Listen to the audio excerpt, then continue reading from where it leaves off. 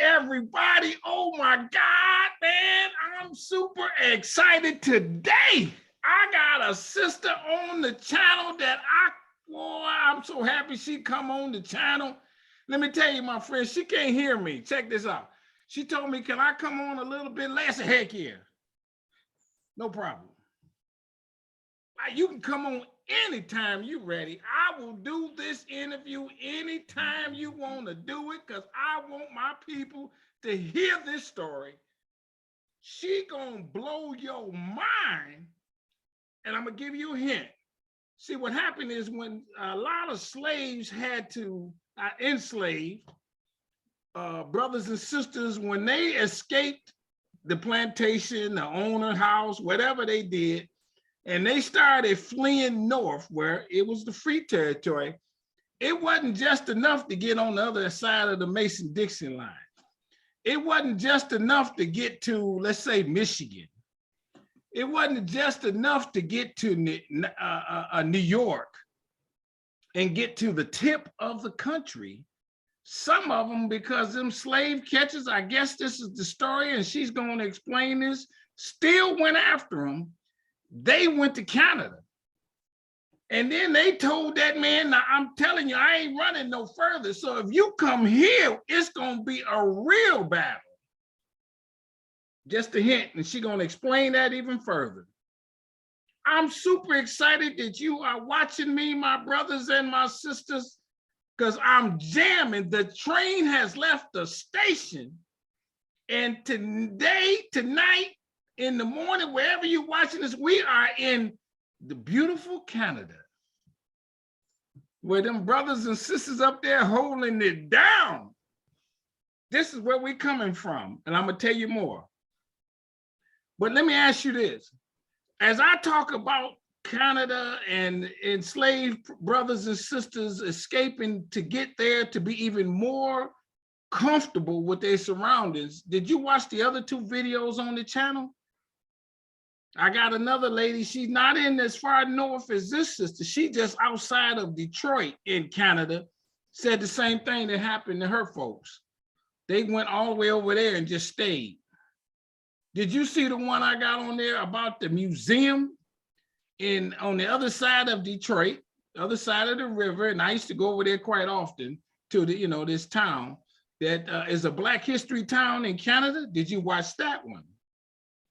Black folks did a lot of things to get away. How about this? Did you watch the video of the lady who said her great, I don't know how many greats, grandfather, he escaped, and then he got on a boat. I don't know, my man had a lot of, he was tired of the situation. He got on a boat and went to Africa. You heard of that Back to Africa movement? I got a lady on the channel, that's her great grandfather did that. He ended up in Liberia. There's a whole story behind that. I'm gonna investigate that further.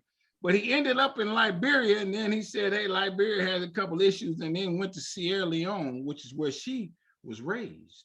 Did you see that one? How about this? Before I bring my guest on, did you see the one of the enslaved Black folks? They said, okay, the British came at them and said, hey, if you help us fight in the American Revolutionary War, we'll give you freedom. And if we win, you get a lot more. Well, as you know, they didn't win, but they kept their word to this regard. A bunch of them, and I don't know how we got enough nerve to get on them ships. I don't know how we got back on them ships, but they got on another boat and went up to Nova Scotia, Canada. And there's a whole neighborhood, a whole district, a whole city of Black people. And they developed Nova Scotia. Watch that video. Oh, we jamming here strong. I got them from all angles. We fled, we got away from that. And how about this one? As you know, I'm having my own festival next year in Kansas City, Kansas, which, right across the river from Missouri, in a town called Quindaro. What happened was, Missouri was a slave state, Kansas was a free state, and there was a river separating the two. And when the river froze, them brothers and sisters ran across that water and they ended up in Quindaro. I was so amazed. And the video was on the channel. Look for it. Watch it. It's going to blow your mind. I was so amazed at the story. I said to myself, shoot, man, I got to go see this firsthand, what this place looks like. All right. So when I decided that, I said, I ain't need me going by myself and a few friends. I want 1,000 of y'all to go with me. It's May 27th through the 29th, 2022, Memorial Day weekend. I got it all set up already. It's a nominal fee for the weekend, and I feed you and I give you something to drink, and I give you a gift, and you get in all my events free that weekend. That Friday, we partying in a barn, wear your dusty blue jeans. I can't give you no liquor. You can get your own liquor, but I'll tell you where to get it from, that kind of thing. Saturday, we taking tours of that area, because the guy I interviewed, his grandfather walked across that river. And when my man got over there, he told that uncle guy, he said, don't come over here. I'm shooting back like they did in this lady's town. And then he opened up a business and became successful and did good with his family. So we're going to take tours of the area, and then we're going to have a Black History picnic where we're going to have a health fair. We're going to have speakers and all that other stuff. And I got the people of the town cooking the food. Oh, it's going to be good. You got to join me. And then that Sunday, we're going to go to church, welcome you to and wish you safe return and all that other, your health good and all that under the prayers. And then we're going to have brunch. And then you can do what you want after that. All set up, going to be tight. Check me out. Now, you know I got a movie out. I'm serious about my game. I showed my movie in Toronto, Canada, and had a packed house. I was tripping. I said, dang. Somehow the word got out that I was coming to town, and a bunch of people came to see this. Business in the Black, the rise of Black business in America. Slaves who went to college, all the way slaves gained their freedom. Black millionaires in the 1800s. There's stories in here you don't know, and it's streaming on Amazon. Just watch it there. I then went and wrote a book on it called Black Business Book. It's very easy to read because I'm not no big reader. I ain't gonna lie to you. I tried to get mine and get out. And so I do that with my book. I don't give you no commentary because I don't want to act like I can interpret the fact. Commentary mean I got to put my own slant. I don't want to slant nothing. I want the fact to stand on its own merit, my friends. And if you don't believe what I wrote here, I give you the link to where I found it. It's in this book. The book is very easy to read. I give you an autograph. If you read my book and you don't learn nothing new, I give you money back. A book with a money back guarantee. Boom shakalaka. Here it is. Get you a copy of this, please, my friends. I autograph it for you. And every 10th book I sell, I donate one to a school. Oh, I'm jamming here. I got things going down. I'm a middle-aged guy, and I like what I'm doing. I'm doing this from now on. And I got a lady on the channel, and I'm so excited she coming on. Check this out. Watch this. Y'all hear me use that word strong a lot. Strong stands for strength, tenacity, resilience, and a sense of oneness, nobility, and the grace. And that is my introduction to my guest today. I hear and I believe and I felt through the emails and things that she's a strong sister. Watch out. She's going to blow your mind. Hit the subscribe button. I didn't tell y'all to do that before now. Hit the subscribe button on this channel. We jamming. It's free to subscribe. I don't even ask no information. It really just let you know you like me. Because I like you. I don't care. Nothing you can do about it. So hit the subscribe button, hit the like button on this video because she's going to blow your mind. It's going to be some stuff you don't know. Watch. Hit the notifications bell when the videos come up. I put 4 or 5 videos up a week. You want to be notified. You want to get a ding, an electric shock, a smoke signal, or something that says, hey, there's another video. Some more to learn. And then tell somebody about Strong Inspirations. Now, I said that in the backwards way. So now, my guest, please introduce yourself. Let's get it on. Oh, Anthony, thank you for the kind words. My name is Rochelle Bush. I am the trustee and resident historian at the Salem Chapel British Methodist Episcopal Church in St. Catharines. It was formerly the African Methodist Episcopal Church, Bethel Chapel. So it was constructed in the 1850s. It is also the church where the woman called Moses attended. So Harriet Tubman, we all know, crossed the border and settled in St. Catharines between 1851 and early 1862. Okay, So I'm let me the stop you resident right there. I don't historian. mean no disrespect, but I got to ask a couple questions about you. Sure. Was you born there? Yes. You were So- born where? In what city? I was born in St. Catharines. So I'm a descendant of African-American freedom seekers. On my maternal side, my mother's side, her family were free Blacks living in South Carolina. They relocated to St. Catharines after the 1850 Fugitive Slave Act was passed. My father's family escaped from Richmond, Virginia. Okay, hold on. Now let's go. You own to something here, and I wanted to. So she was free in North Carolina. My mother's family, South Right. Carolina. Okay, and so why did they leave if they didn't have to worry about it? The 1850 Fugitive Slave Act indicated that all free Blacks, they could be tried and convicted without a judge or a jury and returned to slavery. So if white folks suspected that they were runaways, they could be returned to slavery or enslaved for the first time.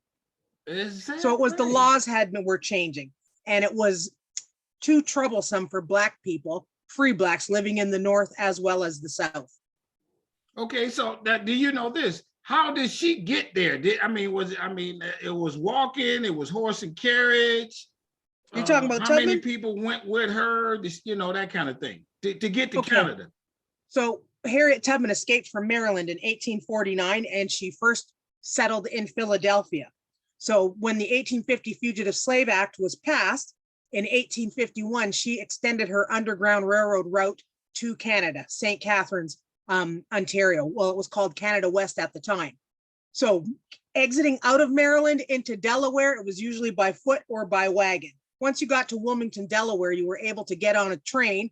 From there, you would go take the train to Philadelphia, New York City. And as Frederick Douglass stated, the route went like this, Anthony. So from Wilmington, first it started in Baltimore, but he wouldn't identify who the person was or the secret agent there that was helping with the Underground Railroad network. So from Baltimore to Wilmington, Delaware, to Philadelphia, of course, where William Still was, New York City, Albany, New York, Syracuse, Rochester, which was Frederick Douglass's station, Suspension Bridge, which was in Niagara Falls, New York. You'd cross the border into Niagara Falls, Ontario, then St. Catharines. Tubman herself, when she was speaking to Professor Wilbur Siebert around 1892, she identified the same route. Okay, like this is now for her to do this route, she had to have some money. You got to have some money somewhere to get on the train, or do you think? Absolutely. Absolutely. So what she would do is she would work. So for example, in 1850 and 1851, she worked during the summers in Cape May, New Jersey. She also worked in Philadelphia. So part of her narrative states that she worked in the big hotels and as a domestic. And St. Catharines, when she was living there, that was a tourist attraction. So we had salt baths or healing baths, mineral waters, and we catered to a lot of Southern tourists. So as freedom seekers were living here in St. Catharines, fugitive slaves or runaways, right, is another label for them, but today politically correct, freedom seekers, they would work in the hotel industry, and that's how they would earn their keep. And that's what Harriet Tubman did as well. But she in turn used some of that money for her rescue missions to go back to Maryland or Delaware to guide people here to St. Catharines. If you can imagine, how long was that journey? To get out of Maryland, so if you're in Dorchester County or Caroline County, normally 2 days. From Baltimore to Wilmington, maybe 1 day, but it depended on the risk. So the famous account of Harriet Tubman with Joe Bailey, it's the only documented account of her crossing the border at Suspension Bridge. Outside of that, we don't know where she crossed. And that would have been when she crossed with Joe Bailey in November 1856.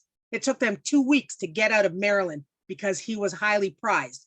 $1,500 for his capture in state, 2,000 out of state. So imagine bounty hunters and slave catchers after him. His brother, $300, and then another individual, Peter Pennington, was another $800. So that bounty was high. They had no idea that Tubman or Moses was with them, guiding them, but 2 weeks just to get out of Maryland. Can you imagine that? And then from Wilmington, Delaware, it would normally take 9 to 10 days. Good information. So now, okay, so they looking for you. And do slave catchers go all the way up to New York trying to catch the 100%. people and bring them back? And Yes. that's one question. Do Yes, they right actually to the go border. over to Canada and try to bring them back? Yes, right to the border. And some were real slick. So in 1835, there was a case where William Wells Brown was working in Buffalo, New York. What Let me white stop folks you there. did. He is who? He was an abolitionist who Okay, escaped. so is he white or black? No, he's black. These are black folks. He's black, so a black abolitionist. So it was called the Sanderson account. So what happened was, the Sanford account. They sent traitorous black folks into St. Catharines to apprehend the family and then took them back to Buffalo. And then, of course, black men in Buffalo rallied together, collected them, so rescued them and brought them back to St. Catharines. So that happened a number of times. There's another case in St. Catharines, a young girl by the name of Mary Elizabeth Green in 1852. White men hired black women from Chippewa, which is just on the Canadian side in between Fort Erie and Niagara Falls, to come into St. Catharines and try to apprehend this young girl and take her off to Buffalo so that they could collect the ransom. So it did happen, yes. When you say apprehended, Traitors. they were like, there she is over there. They go grab her by the arms and put her in shackles or something like that, and then now they got her. Yeah, they were trying to, but sometimes they try to lure them out with a trick. So in the case of Mary Elizabeth Green, they used a story by saying that her mother was in California waiting for her, and the mother paid them to collect her to take her to California. No, it wasn't true. In the case of the Sanders family, they came under the cover of darkness, kicked in their door, the family's door, and bound and gagged them, and then carted them off to Buffalo. Oh, so there are stories like what you're just saying that they captured them and took them back to slavery. Oh yeah, but there's another case, the Solomon Mosby affair. So that took place in Niagara-on-the-Lake in 1837.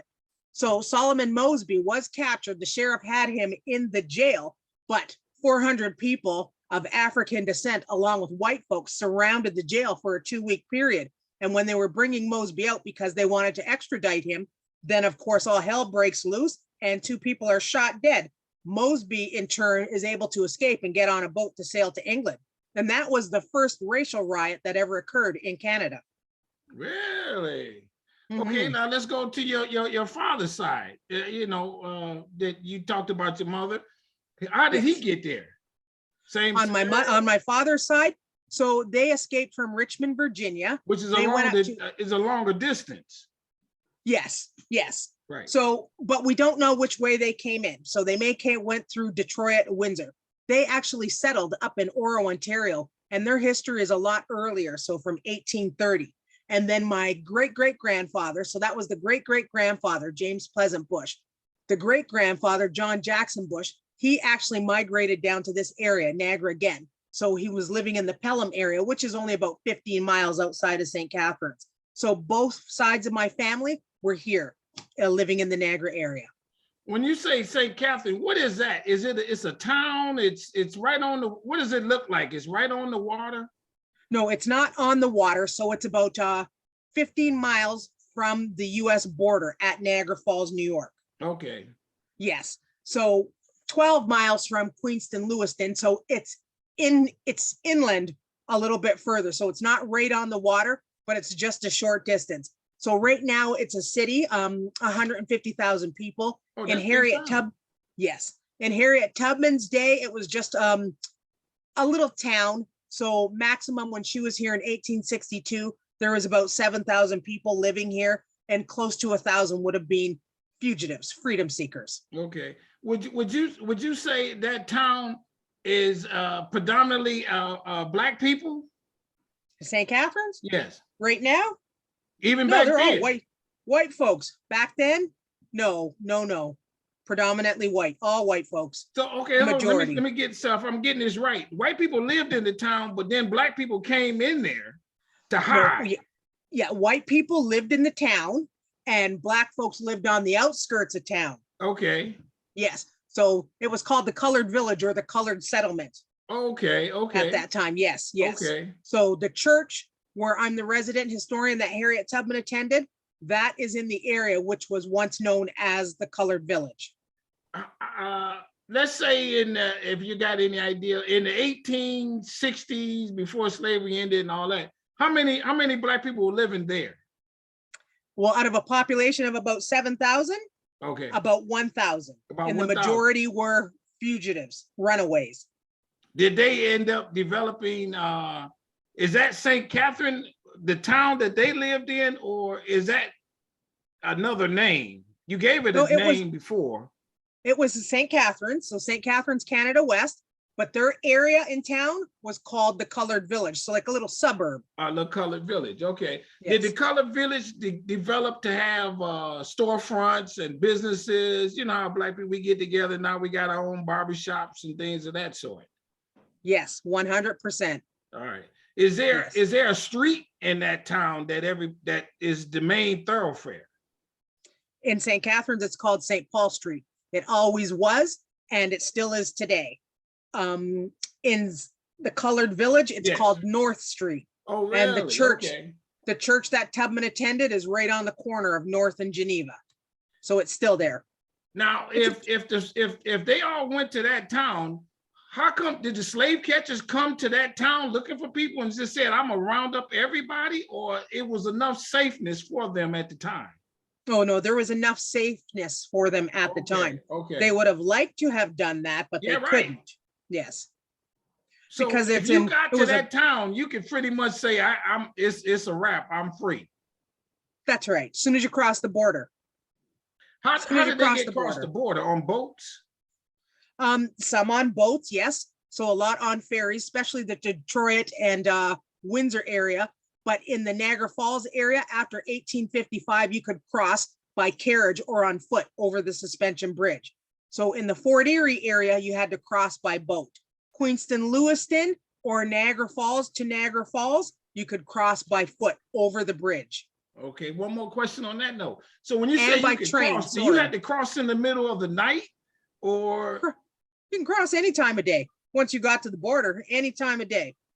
well, why wasn't the slave catchers standing there waiting on people to go across? Some were, but most times they're gonna get beat up. Oh, really? I love it. I love it. I love it. They're gonna get got you. hurt. I got you. Once they enter into a northern state, they're gonna get hurt. Oh yeah, because it was the ringing the Liberty Bell. People would come around in record numbers, white folks and black folks. You weren't taking anybody back without a fight. That's guaranteed. Oh, now is that the white people, were they known to have a particular religion? Were they Quakers or Catholics or No, just- it was mixed, mostly Protestants. or mostly But okay. some were, white abolitionists or anti-slavery activists, and then you had your radical abolitionists like John Brown. Oh, okay. Now, how close is this to Niagara Falls? St. Catharines, Yes. 15-minute drive maximum to the actual falls itself. So viewing the mighty Niagara. Let me ask you this one. If you're that close and you're crossing on that water, is the current so strong that it's pushing you towards the fall? Do you think at that spot? Well, it could have, but there were areas that you would cross. So for example, you would cross at where Suspension Bridge was. So it was further downstream. Okay. Or you would cross at Fort Erie. So Buffalo, Fort Erie, or Black Rock, Fort Erie, which was upstream. So in Lake Erie. Okay. So yeah, but nobody was going to cross by Niagara Falls because what the current was going to do. It was dragging you over the falls and under. Yeah, sure. Mhm. So are there historical markers where most people crossed? There's one where Harriet Tubman crossed at Suspension Bridge. There's one where another woman by the name of Chloe Cooley was captured and forced across the border. So she was enslaved on the Canadian side, and then an American enslaver purchased her, and she was forced across the river. And then there's also one in Fort Erie where Josiah Henson crossed. Oh, okay. Now, I at one point, I had heard that slavery was legal in Canada. Yes, people of African descent were enslaved in Canada up until August 1st, 1834. That's when it was abolished in its entirety. So that meant up to that point, you could have had trouble. You didn't escape to Canada because they had slavery. Well, in 1793, the first Lieutenant Governor, John Graves Simcoe, he passed the first British Anti-Slavery Act, which meant anybody who was arriving after that, and they settled on British soil, they would be free. But those who were already enslaved, they would continue to be enslaved, and their children born to them would be free. Are there plantations near St. Catherine? Well, they're not plantations like you would see in the southern United States. So in Niagara-on-the-Lake, you have some areas where Black folks were enslaved. So I'm also the owner and operator of Tubman Tours Canada. So I take people along that route to show them what, kind of what the Canadian or British plantation, so the British Canadian plantation would have looked like, and a maximum of people. So there's one gentleman by the name of David Secord. The allegation is that he had 6 enslaved people. That would have been, a high number here in Canada. I got you. Now it's a very cold there, I suspect, right?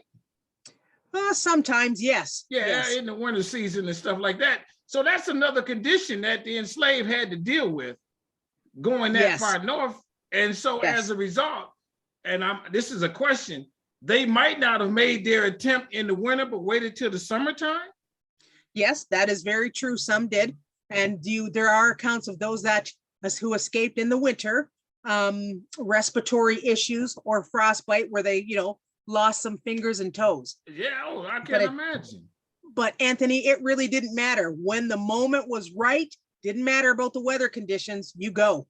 Like, the phrase that they use for Harriet Tubman, we out, you're gone. Oh, I love it. So now your folks live there and they stay there and they develop families and they intermingle. Is there, I don't know, for lack of a bit, is there a lot of intermingling between Blacks and whites in terms of getting married or something like that? There's just so few of us, you know what I mean? I will be honest with you. So pretty much after the 60s, so as the civil rights movement was taking place in the United States, that's when people here started to marry white folks. So a lot of interracial marriages took place after that. So for example, we could fill the Salem Chapel right now with people who identify as freedom seekers or Black, and they don't look like me or you. They look like white people, but they still identify as Black or freedom seeker descendants. Because if you living next door to the white person, that makes it where they might be a little more amenable for you to, interact. Yes, yes. All right. And but that leaves this question. Because Black people were escaping to that town, were the white people accepting of them? I know you said they helped them, fight off the slave catchers, but were there like riots or something like that when the Black people came because they got mad, the Black people were here, we don't want to live next to them, that kind of thing? 100%. Canada was the gateway to freedom. You could live here, you could vote, you could have equal rights, but it didn't mean you were free from racism. So a lot of the white people here were prejudiced. So in 1852, for example, Black men were dressed in British uniform and they were marching in the Militia Day Parade. Some white people did not like that, so they started a riot, and then later on burnt down many of the houses in the colored village. Oh, really? But at the same time, those people, some of them were apprehended and they were taken to court. So you could take a white person to court if they slandered you, ripped you off, robbed you, or discriminated against you. You could do that, and there's many accounts of that. Is there some noted a Black person that's an activist over those years in that town that spoke up for Black people's rights and how we want to be more equal and treated fairly? Oh yeah.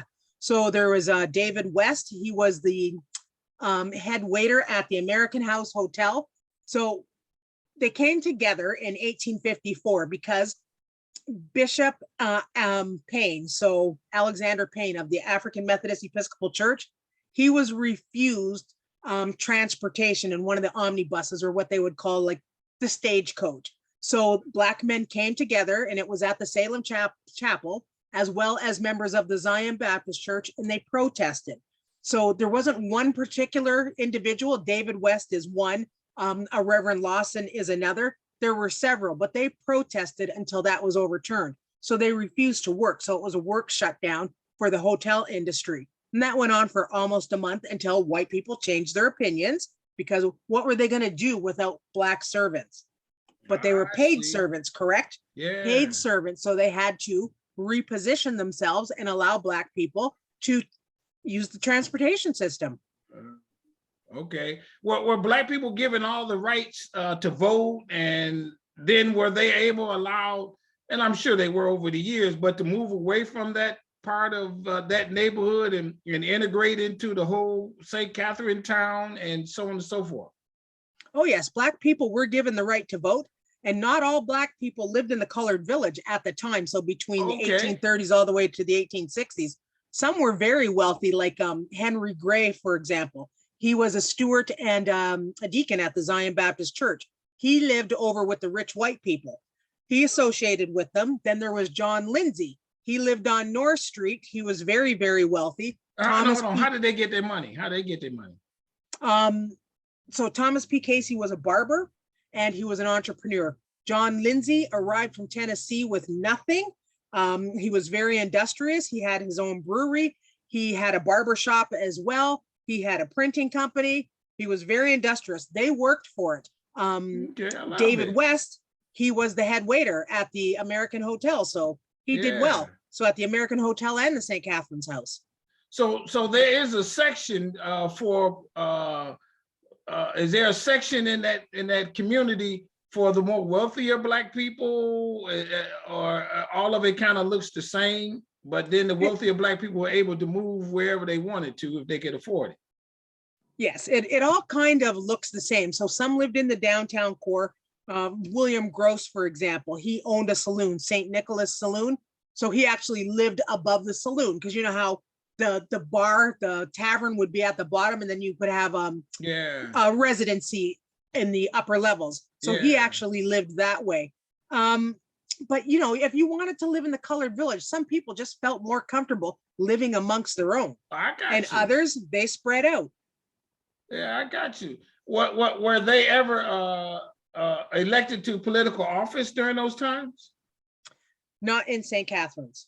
In areas like Niagara Falls, not in St. Catherine's or Niagara until after the Civil War. Yeah. So in Niagara, there's one account of a gentleman by the name of Burr Plato. He became an alderman, so a council member in Niagara Falls. And then there's a story about the Waters family in Niagara and the Lake. Not in St. Catherine's, though.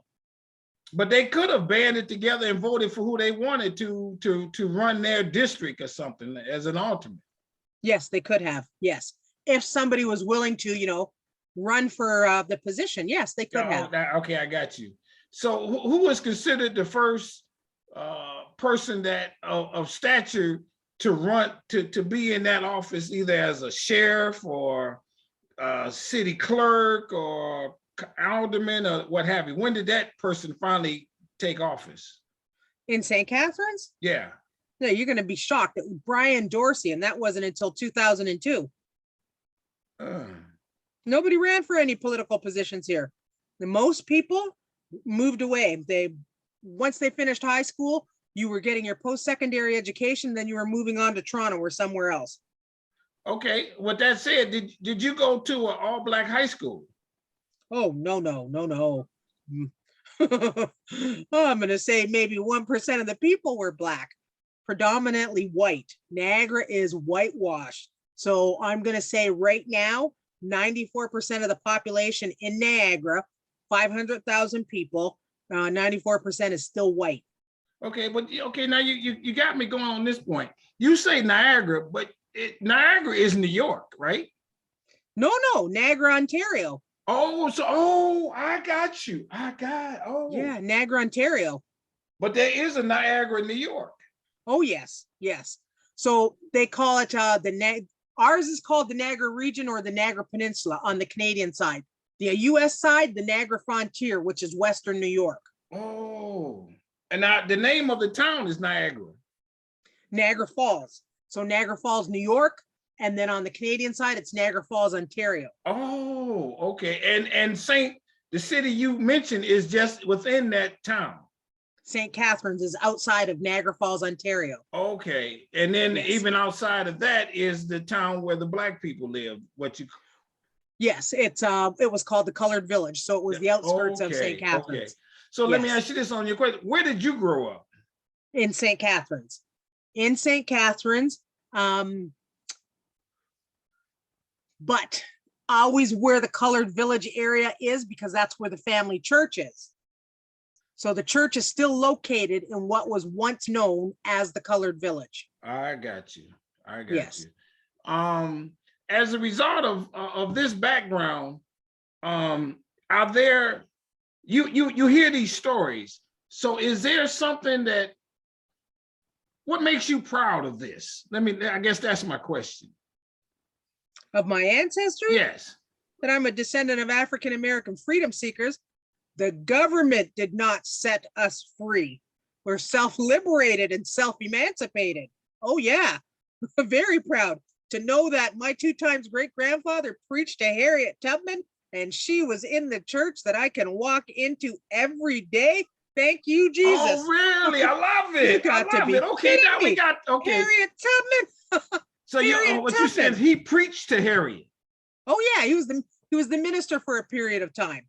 So that's my now connection. I got you. Yeah. I got you. So as To a the result, church. are there any type of photos, any type of memorabilia that you have of him? No doc, no pictures of him. So that was pretty early. Yeah, Tin types didn't start to come out until 1856. But the church was built by African-American freedom seekers. So I'm talking about our ancestors. I got you. Your ancestors and my ancestors, Anthony, and your audience's ancestors. I got you. The church is home. It's one of the hidden treasures in African-American history. I got you. So the church has got to be 100 and how many years old? 100. It was built in 1855. So that's making it 166 this year. Whoa. And it's the 3rd one in St. Catharines. Did I do the math right? I don't. Yeah, but yeah. Okay, that's right. That's about 160 something. Yeah. So the church was built by our ancestors who escaped from enslavement. Are there other buildings of any note standing from that era?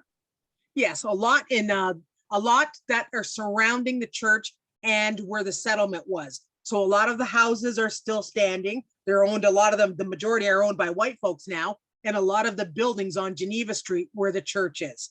Yes. Is there something unique to the construction of the houses to deal with the winters or with the climate of some sort? The windows face this way, or I've heard of those kind of things. No, nothing like that, because our weather's just very similar to Buffalo, New York's. Yeah. I understand what you said to being proud of that.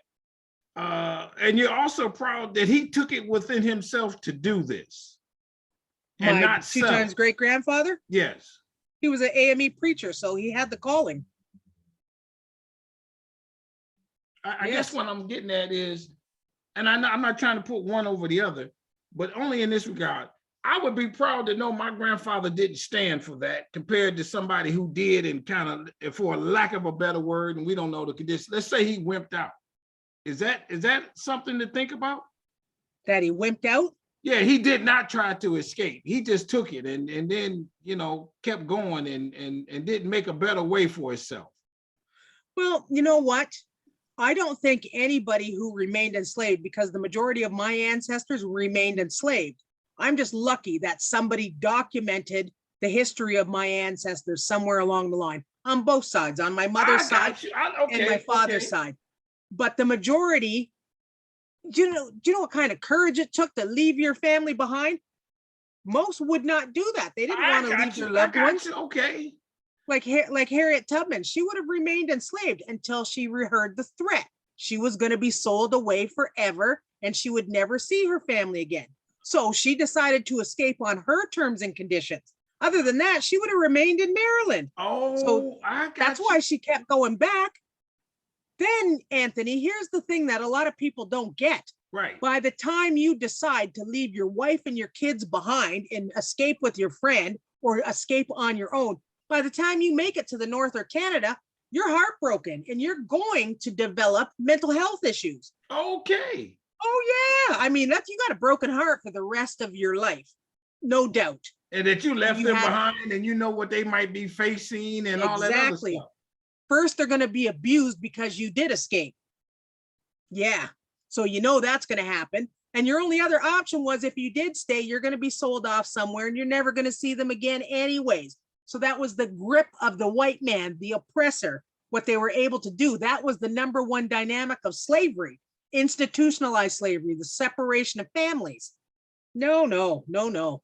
That so now I love what you said. Oh my God, that's on point. How about this? Did he when did education come into play for him or his sons and that kind of thing? So my ancestors, Yes. so those that escaped, right? Well, so on my paternal side from Virginia, immediately when they arrived to Canada, education was free. They were able to attend school. Okay. For my mother's side, on the maternal side, they were free blacks in South Carolina. So they already had the money to pay for their education. Okay. So they were being educated there. And then of course, when they came to St. Catharines, there was a school available for them then. So I'm not going to say it was the best school because there were outrages here with the school board.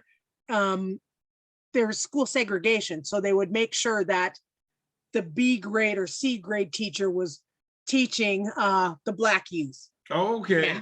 Yeah. Oh yeah. So Marianne Shad Carey, she said that St. Catharines was riddled with negrophobia because of the way the school board operated here. What happened throughout the years as you move up, like you're in the 60s and that kind of thing? Do y'all, and you said something about civil rights. Do they go through some of that stuff that they do here in America over there, the civil rights concerns and equal rights and that kind of thing? Well, yes. So there was a case here in 1959. So it had to do with housing and renting, a home or an apartment. So a dwelling. And at the time, we didn't have a human rights commission. So an incident took place here and it was taking place in many areas around the province. So one of the former trustees at the Salem Chapel, she was a 20-year-old married woman at the time.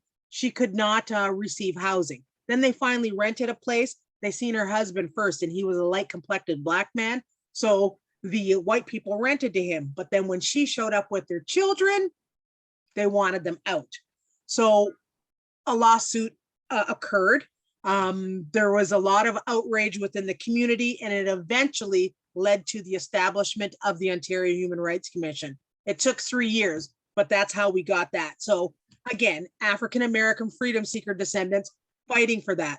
On the flip side to that, because we still have family across the border, like half of my relatives are Canadian, the other half are American. Oh, really? Okay. Yeah. Oh, yeah. Yeah. Still to this day, we were concerned about the civil rights movement that was taking place in the United States. And of course, August 1st was Emancipation Day here. We still celebrate it as that. We would have a lot of our American relatives, and I mean, sometimes the numbers were up to 8,000, come into St. Catharines and celebrate Emancipation Day. So there's still that close connection with our American relatives. Well, yeah, two of my mother's sisters just moved to Niagara Falls, New York. So my first cousins are in Niagara Falls, New York, and then some of them now live in Atlanta. Oh, oh yeah. Okay, hold on. Go back to the point you just made. You said August 1st was Emancipation? Emancipation Day in Canada. So August 1st, 1834, that's when slavery was abolished throughout the British Empire. Okay. So throughout the Caribbean Okay. as well as Canada. Is there festivals of some sort in your town? I know Emancipation Day might be one of them. Yes. Are there other festivals for some reason that you all celebrate in particular? Well, we celebrate Harriet Tubman Day. Oh, on do March you? 10th Okay. every year. Oh, 100%. So she's our most famous member, and she's the most famous female resident in St. Catharines and perhaps all of Niagara. So an international icon. Harriet Tubman is a person of national importance here in Canada. So her markers on the church property, and the church itself is a National Historic Site.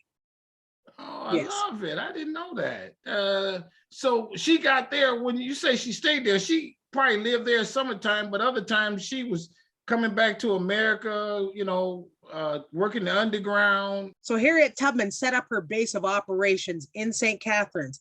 And if she was fluid, she kept going back and forth. So the minimum amount that we know of is 13 trips, the maximum 19. So she kept going back and forth. She brought all family members here that she could. So 2 sisters were sold off to a chain gang when she was younger. She couldn't rescue them, of course. She had no idea where they were. She brought her brothers, her in-laws. She could not rescue 1 sister and a niece and a nephew. And that was because the sister died. So when she went back to try and rescue her again, her sister Rachel, because she did it multiple times, in December 1860, she found out that her sister had passed away. Oh, as Yeah, we and kind she of come to said- close, is there, when you talk about your town, is there a spot that is considered the Underground Railroad location, a hiding spot that still is a tourist attraction or something like that? Yeah. No hiding spots. No hiding spots were necessary after 1793 because anybody who crossed the border, I you were got you. automatically free. But the #1 Underground Railroad spot for all of Niagara, Ontario is the Salem Chapel BME Church, Harriet Tubman Underground Railroad National Historic Site in St. Catharines. So the one I'm connected with. I got you. I love it. I Yes. love it. So Frederick Douglass was a frequent visitor to St. Catharines. So he would come back and forth from Rochester. And of course, Douglass would go all around Ontario, which was Canada West at the time. He'd make stops in Toronto, Windsor, Chatham, areas like that. John Brown, of course, he's famous because of the raid on Harper's Ferry, Yep. and he wanted to abolish slavery. He was up here in April 1858 to meet with Harriet Tubman to discuss with her his plans to overthrow the US government. So he was here and met Tubman as well. So, the history that's here, Anthony, is just absolutely amazing. And I would be short-sighted if I didn't mention the case of Reverend Anthony Burns. Please. So Anthony Burns escaped from Virginia in 1854. He was a young man in his 20s. He made it to Boston. He was in hot pursuit. He identified his pursuer. He was captured on the streets of Boston. He was tried without a judge and a jury, and it was a 5-day riot in Boston, the largest abolitionist revolt in US history. So it's the case of Anthony Burns in May of 1854. He was enslaved. Boston abolitionists, Black abolitionists purchased his freedom. He was eventually released from enslavement. And then he made his way here to St. Catharines. He studied at Oberlin College, but then he eventually made his way here to St. Catharines in 1860. And then he passed away here at the age of, in 1862, at the age of 28. Oh, he did a lot. So is there, since you said passed away, is there a particular cemetery for a lot of the people that have, fled and ended up in St. Catherine? Yes, Victoria Lawn Cemetery. So I take tour groups inside the cemetery, and I have partnered with someone else. We're developing an Underground Railroad walking tour as well. But Anthony Burns, his provincial marker is the only plaque outside of the cemetery gates. So I operate Tubman Tours Canada. It's an Underground Railroad tour. The first part of it is called the Harriet Tubman Tour. It's all about Harriet Tubman and her life in St. Catharines, and it's all about the downtown core. Now, Anthony, there's a twist to my tours. Confederate spies were up here during the Civil War. So I also incorporate their information into it because, as you know, white folks like to say, whether it's in Canada or the US, that Black history is a shared history. Yeah. Well, if that is right, then guess what? White folks' history is a shared history too. So I Okay. incorporate the Confederate story because they were spies. So I point out where Jefferson Davis was located after he was released from prison. Let me stop you there. Let me stop you. When you say they were spies for what? They were spies to try to Trying to find black overthrow- people or what? What do you mean? No, trying to overthrow the Union Army. So the spies were here in St. Catharines, Toronto, all the way out to Nova Scotia. Yeah, they were plotting to overthrow the Union Army in the northern states. So whether it be Michigan, New York State, Vermont, all the way through. But what, I mean, what are they doing way up there? They're miles, hours away from the U.S. trying to plot up there. No, they weren't miles away. They're just across the lake. On the other side of the lake was Northern Territory, Union Territory. They were not miles away. No, but you said they were in Toronto and all these other Oh, places. yeah. Toronto You just was get 4 hours away from Detroit. No, you just get on a boat and you're across the Lake Ontario in an hour. Oh, I see what you're saying. Yeah. They tried to blow up a vessel in the Welland Canal here right outside of St. Catharines. So they tried to stop the traffic. So the Union traffic that was moving through the canal, going through the St. Lawrence, because don't forget, on the Niagara River, one half is still the US side and the other half is the Canadian side. Okay. So it's an international border. Yeah. Oh, The stories okay, are fascinating. Okay, yeah, it is. That is. And And then so you do these tours, and again, what's your website? What's the name of it and that kind of thing? the tours is TubmanToursCanada.com. And then there's also a Facebook page as well. Okay. Yes. Okay, I don't know if I got any more questions. I at this point, I'll just say, yeah, you give us a ton to understand. And let me ask you this: Can you compare what happened there to maybe what happened closer to Michigan, or and is there like when we talk about the United States bordering Michigan, they also fled from like the West, you know what I Yes. mean? South Dakotas to get up towards Canada. Is that similar Yes. type? Oh, yes, absolutely. Absolutely. And, some would double back, some would double through Illinois to get to Canada, whatever route was available and the safest route where they would not be captured. That's what it would take to get here. Oh. Is there some, like in the Nova Scotia, there's a thing called Book of Negroes. Yes. You've heard that. Is there Yes. something like that that chronicles how many people got to St. Catherine? No, there is not. So here's the thing. This is what the historians are trying to say, that between 30, maybe maximum 50,000 people at the time. So we're going from, say, we'll just use Dr. Henry Louis Gates's numbers. So from 1790 all the way up to the start of the Civil War, maybe 30 to 50,000 people of African descent escaped. I got you. I don't believe that, because that makes the numbers very, very small. And when you read the narratives of our ancestors, they're telling you that the majority of them could have assimilated as white people anyways. And there are accounts, because they were so multiracial because of the raping on the plantation. They were so European looking that many would just make it to the north, or in the case of others, make it to Canada and just get on a boat and go to England and pass as white folks. Or they'd come to Canada and just pass as white folks and move to other areas. So they may have stopped in St. Catharines, but then they may decide to go to Montreal and now they're a white person. So there's so many in our narratives that were already biracial or multiracial looking, that Yeah. they could have passed as white people. The biggest one, the story of Ellen Craft, her and her husband, William. Right. She dressed up like a white man, tied the gauze around her face, put her Yep. arm in a sling so Yep. she didn't have to write. He passed as her servant, but she could have passed as a complete white woman. There it is. All right. Yeah. I got them in my book too. I talk about the crash. I tell that story. I found that one. Yeah. I thank you so very much for coming on the channel.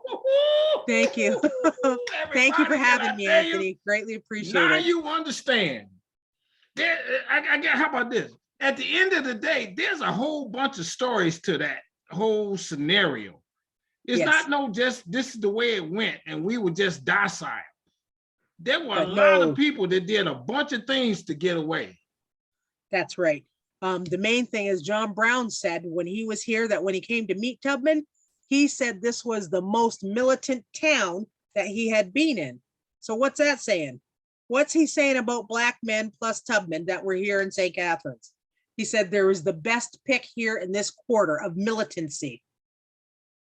They were all abolitionists and they were all fighting back.